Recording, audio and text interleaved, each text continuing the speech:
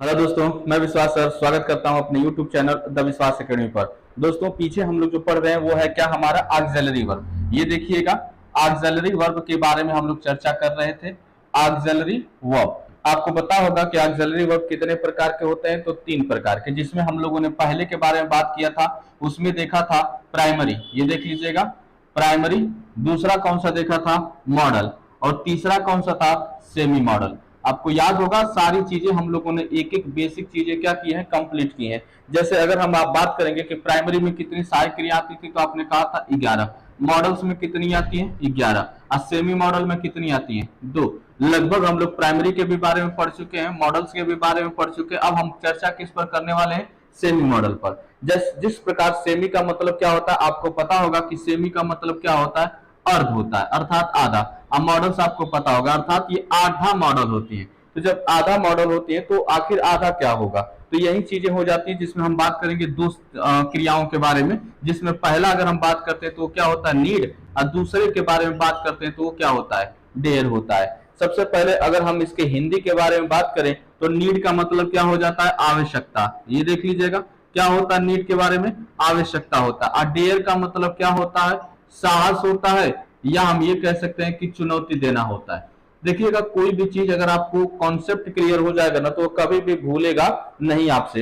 जैसे अगर हमने देखा कि सेमी मॉडल क्या होते हैं, 2 होते हैं, नीड और डेयर। नीड का मतलब आवश्यकता होता है और डेयर का मतलब साहस या चुनौती देना होता है। आखिर इनको सेमी मॉडल क्यों कहा जाता है, यही हमारा सवाल है, और यहीं से एग्जाम में क्वेश्चंस भी क्या होते हैं, पूछे जाते हैं। जैसे देखिएगा, अगर हम बात कर लेते हैं नीड और डेयर के बारे में, तो इनको सेमी मॉडल क्यों कहा जाता है। तो सबसे पहले देखिएगा कि अगर हम जैसे यहाँ नीड और डेयर के बारे में बात कर लेते हैं, तो ये सेमी मॉडल क्यों होते हैं, क्योंकि ये हेल्पिंग वर्ब भी होते हैं और मेन वर्ब भी होते हैं।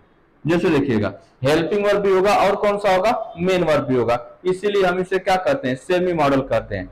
अब सवाल यही आ जाता है कि कब यह हेल्पिंग वर्ब होगा और कब यह मेन वर्ब होगा। अगर हम ये चीजें क्लियर हो जाएंगी तो हमारे जो एग्जाम में कॉमन एरर के क्वेश्चंस बनते हैं वो सब के सब क्या हो जाएंगे, क्लियर हो जाएंगे। जैसे देखिएगा, हम आपको एक सेंटेंस लिख रहे हैं कि आपको अंग्रेजी बोलने की आवश्यकता है।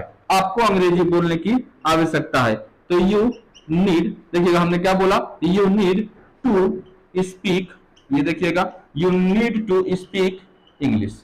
आपको अंग्रेजी बोलने की आवश्यकता है। अगर मैं यहीं से बोलता कि आपको अंग्रेजी बोलने की आवश्यकता नहीं है, तो आप सेंटेंस कैसे लिखते, यू नीड नॉट, अब देखिएगा, टू स्पीक ये इंग्लिश। अब जैसे अगर आपने ऐसे बना दिया बाबू सेंटेंस, यहीं पर हमारा क्या होता है, क्वेश्चंस गलत हो जाता है। ये कॉमन एरर के क्वेश्चंस ऐसे दिया जाता है, 1 दे दे, 2 दे दे, 3 दे दे, और ये आपको नो एरर दे दे, और आपसे पूछ दे कि आखिर इसमें एरर किस पार्ट में है, ए पार्ट में है कि बी पार्ट में है कि सी पार्ट में है कि नो एरर का केस है। अगर आप अच्छे से नीड और डेयर के कॉन्सेप्ट को जानते रहेंगे तो आपसे गलती नहीं होगी। जैसे देखिएगा, अगर हम बात कर लेते हैं कि यहाँ नीड लगा, नॉट लगा, यहाँ पर टू क्या होगा, नहीं होगा। क्यों नहीं होगा, इसी को समझने की आवश्यकता है।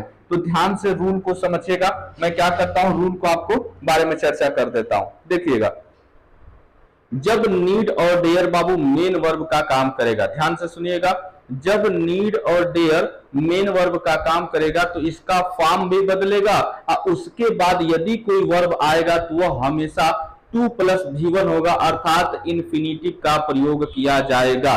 ध्यान से फिर से सुनिएगा, फिर मैं एक बार रिवीजन करता हूं। अगर ये नीड और डेयर किसका काम करें बाबू, मेन वर्ब का। देखिएगा, हमने क्या बोला, नीड और डेयर यदि मेन वर्ब का कार्य करें तो इसका फॉर्म भी बदलेगा। फॉर्म बदलने का मतलब क्या होगा कि नीड का first form, second form, SES form, ING form, कुछ भी लगा सकते हैं यदि यह नीड किसका काम कर रहा है, मेन वर्ब का। तो हमने क्या बोला कि फॉर्म बदलेगा। दूसरा क्या होगा कि अगर इसके बाद कोई वर्ब आता है, अर्थात नीड और मेन वर्ब का कार्य करे, तो फॉर्म भी बदलेगा, और वर्ब जो होगा वह क्या होगा, वर्ब जो होगा वह 2 + V1 होगा। अर्थात हम क्या करते हैं कि मेन वर्ब अगर इसके बाद अगर कोई आगे कोई वर्ब आता है तो वह हमेशा क्या होगा, इंफिनिटिव होगा। ये देख लीजिएगा, इंफिनिटिव होगा, अर्थात 2 + V1 का प्रयोग किया जाएगा। आपको बस समझने का, एग्जाम्पल के माध्यम से समझेंगे तो चीजें क्या हो जाएंगी, क्लियर हो जाएंगी। घबराने की बात नहीं है। फिर से सुनिएगा कि हम बताना क्या चाहते हैं। हमने बोला कि अगर नीड और डेयर मेन वर्ब का कार्य करे तो फॉर्म भी बदलेगा, और अगर कोई वर्ब आएगा तो हमेशा इंफिनिटिव होगा, अर्थात 2 प्लस V1 होगा। जैसे देखिएगा यहां हम बात करते हैं तो ये देखिएगा सब्जेक्ट हुआ, यह वर्ब हुआ, ये हमारा किसका काम किया, मेन वर्ब का काम किया कि नहीं किया। और जैसे ही मेन वर्ब का काम करेगा आगे आप नोटिस कर रहे होंगे कि 2 प्लस V1 लगा कि नहीं लगा, इसका मतलब यह क्या हो गया, सही हो गया।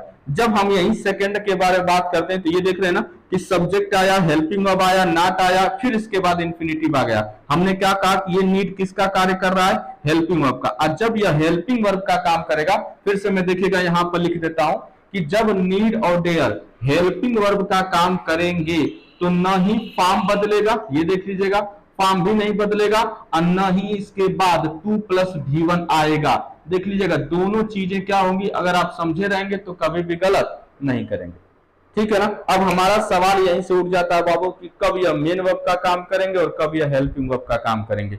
अगर नीड और डेयर के बारे में अगर आप दो चीजें जान जाते हैं तो इसके बाद कहीं से कोई गलती नहीं करेंगे। इससे क्वेश्चन टैग में भी क्वेश्चंस पूछे जाते हैं, कॉमन एरर में भी क्वेश्चंस पूछे जाते हैं, जब नरेशन बनाया जाता है वहां भी क्वेश्चंस पूछे जाते हैं। आपको पता ही नहीं चलता है कि आखिर यह नीड या डेयर किसका कार्य कर रहे हैं। आपको हर एक एग्जांपल बताएंगे बाबू जो क्वेश्चंस पूछे जाते हैं, जहां से बच्चे कंफ्यूज होते हैं, सभी चीजें हम लोग क्लियर करने वाले हैं। जैसे आप खुद देखिएगा, हम एक हेल्पिंग वर्ब के बारे में बात करते हैं कि नीड और डेयर कैसे हेल्पिंग वर्ब का काम करेगा।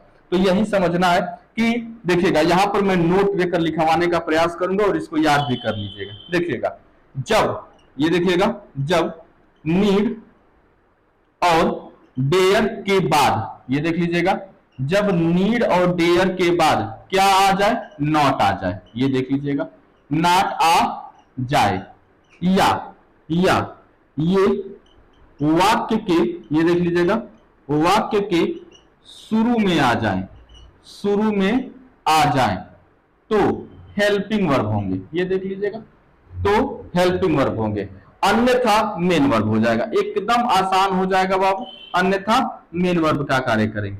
अगर आप चीजों को समझ रहे होंगे तो देखिएगा रिवीजन भी कर लीजिएगा और याद कोशिश करिएगा कि यहीं पर हो जाए हमारा। जैसे देखिएगा हमने क्या बोला सीधा सीधी, यदि नीड और डेयर के बाद बाबू क्या आ जाएगा, नॉट आ जाएगा, या यह वाक्य के शुरू में आ जाएंगे तो हमेशा हेल्पिंग वर्ब का कार्य करेंगे, अन्यथा यह मेन वर्ब का काम करेंगे।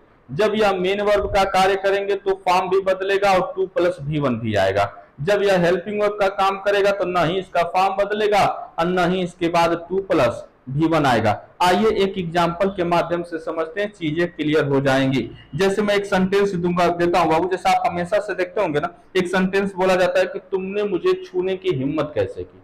ध्यान से सुनिएगा, तो एक सेंटेंस लिखा जाता है और बार बार बोला भी जाता है। वो देखिएगा how dare you touch me, ये देखिएगा how dare you touch me. ऐसे सेंटेंस आपने देखा होगा कि नहीं। अगर मैं आपसे पूछूंगा कि यहां पर डेयर किसका कार्य कर रहा है, हेल्पिंग वर्ब का कि मेन वर्ब का, अगर आप यहीं पर जानते रहेंगे तो चीजें क्लियर कर लेंगे बाबू। जैसे देखिएगा अगर हम सेंटेंस को इसको ऐसे लिख देते तब हाउ, अब बोला भी जाता है, कभी कभी कोई बोल भी देता how dare you to touch me. अगर ये सेंटेंस बोला गया, अगर मैं दोनों सेंटेंस बोलूं और आपसे कहूं कि इसमें से कौन सा सेंटेंस सही है, यहां केवल टच सही है कि टू टच सही है।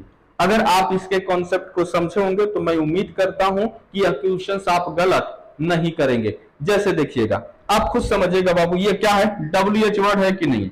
WH वर्ड के बाद क्या लगता है, हेल्पिंग वर्ब लगता है कि नहीं। WH वर्ड के बाद हेल्पिंग वर्ब लगा कि नहीं लगा। देखो WH word helping verb subject verb आया कि नहीं आया। इसका मतलब यह डेयर किसका कार्य कर रहा है बाबू, हेल्पिंग वर्ब का। और आप देखे होंगे कि जब हेल्पिंग वर्ब का काम करता है तो इसका फॉर्म नहीं बदलेगा।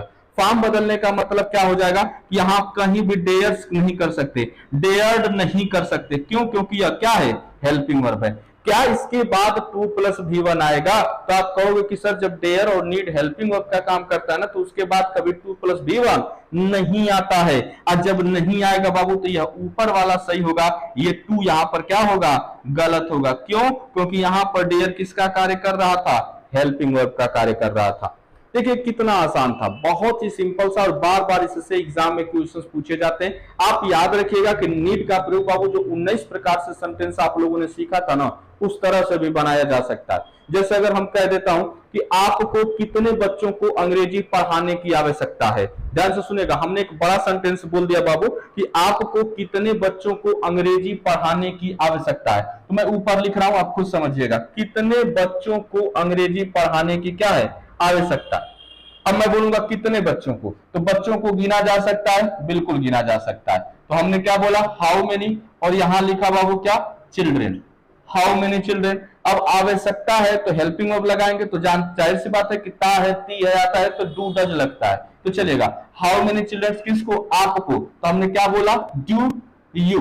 अब पढ़ाने की आवश्यकता है, डू डज डिड लग जाएगा, तो वर्ब की फर्स्ट फॉर्म। देखिएगा, ध्यान से समझना है, how many children do you teach, ठीक है ना, सॉरी डू यू नीड होगा ना यहां पर, do you need to teach English. ये देखिएगा, एक हमने सेंटेंस लिख दिया है और क्वेश्चन मार्क लगा दिया। अगर मैं आपसे पूछूं कि यह सेंटेंस सही है कि गलत है, अगर आप फोकस करिएगा तो ध्यान से सुनिएगा बाबू, आपने देखा कि WH verb, helping verb, subject, verb, ये किसका कार्य कर रहा है बाबू, मेन वर्ब का कार्य कर रहा है कि नहीं कर रहा है, बिल्कुल कर रहा है। तो जब यह मेन वर्ब का कार्य करेगा तो फॉर्म भी बदल सकता है, और वर्ब आने पर भी किसका प्रयोग करेंगे, इन्फिनिटिव का। अर्थात यहाँ पर जो टू टीच लगा है, यह वाक्य क्या है बाबू, सही है, बिल्कुल सही है।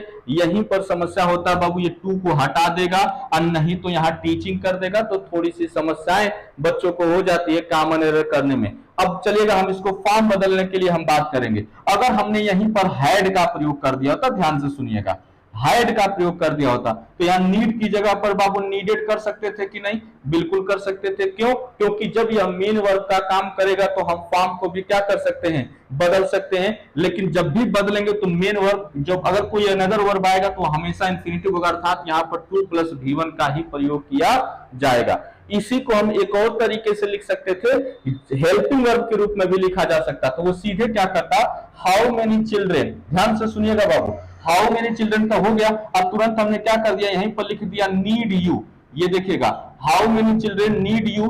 अब मैं कर देता टू टीच, ये देखिएगा, आप समझ लीजिएगा, स्क्रीनशॉट लेकर आप कर सकते हैं, how many children need you. अब हमने दे दिया टू टीच इंग्लिश। अब बताइए सही कि गलत, तो आप कहोगे कि सर गलत हो जाएगा। क्यों गलत होगा, अगर आप कॉन्सेप्ट को जानते होंगे तो चीजें भली भांति समझ में आ गई होगी बाबू। ये देखो लो, WH वर्ब हुआ, हेल्पिंग वर्ब हुआ, सब्जेक्ट हुआ, ये वर्ब हुआ। तो हमने क्या बताया कि नीड किसका कार्य कर रहा है बाबू, हेल्पिंग वर्ब। और जब यह हेल्पिंग वर्ब का कार्य करेगा तो 2 + V1 का प्रयोग क्या होता है, नहीं किया जाता, अर्थात यहां पर केवल टीच होगा, तब यह जाकर हमारा वाक्य क्या होगा, सही होगा। ये बार बार एग्जाम में क्वेश्चंस पूछे जाते हैं, और सच बताएं तो एसएससी का फेमस प्रश्न हो गया है, या नीड और डेयर को डालकर क्वेश्चंस पूछे जाते हैं कि इंफिनिटिव लगेगा कि नहीं लगेगा, ठीक है ना। जैसे देखिए, अब तो आसान हो गया बिल्कुल, how many children need you teach English, आपको कितने बच्चों को अंग्रेजी पढ़ाने की आवश्यकता है।